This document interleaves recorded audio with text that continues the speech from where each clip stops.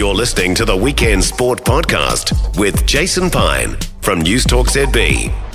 Our Australian correspondent is Adam Peacock out of codesports.com.au, but also a highly regarded television presenter. All suited up today for Derby Day, are we, Adam?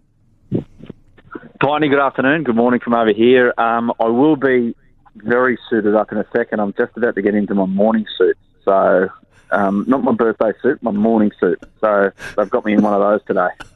Well, I think that's the right choice of those are the two options. For everyone involved. I think you're probably right.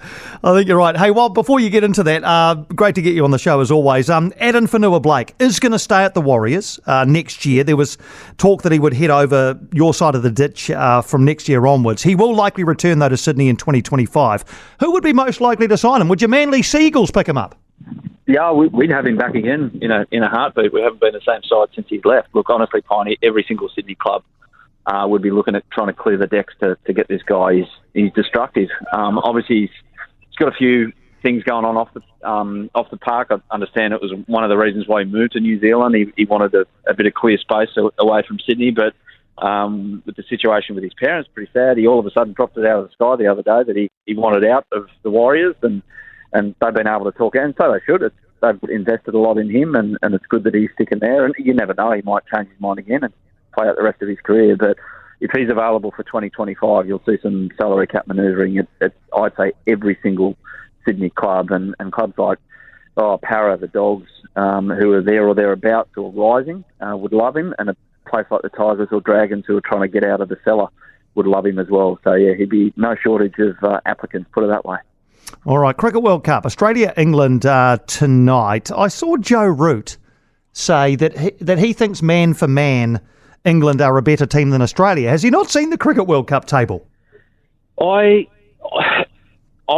told that in the north of the country, Dharamsala, which is a beautiful place where they've been playing a couple of the games, they grow a plant that can kind of, if you roll it up and maybe light it, it can do a few things to your brain cells. I'm not suggesting that Joe has gone down this path, but I can't rule it out with a comment like that.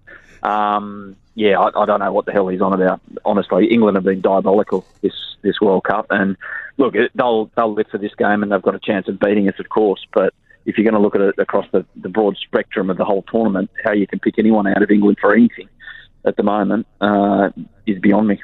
Australia have been good, eh? They've been very good. I mean, a week ago, I talked about this on the show in the last hour, when early in the Australian innings against New Zealand, they flashed up the projected score, and it was in the 500s. It was like 530 or something stupid.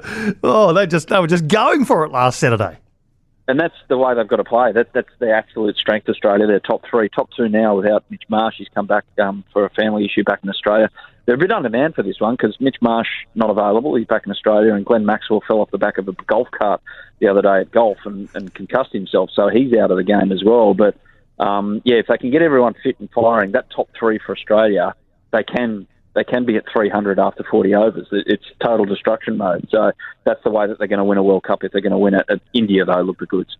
Yeah, they certainly do. All right, so we'll watch out for England-Australia tonight at the Cricket World Cup, and then on towards the semi-finals inevitably. Just before you go, speaking of World Cups, Australia decided not to bid for the 2034 FIFA Men's World Cup. Any surprise here?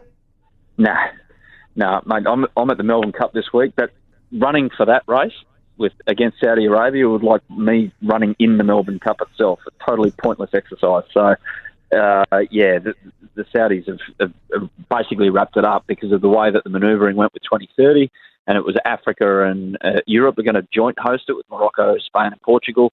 So then it was like, FIFA are like, okay, well, we'll go back to the Asian Confederation for 2034, and within 5.7 milliseconds, Saudi Arabia had their hand up and they had all their support. Australia wanted it. Australia wanted to have a crack at it.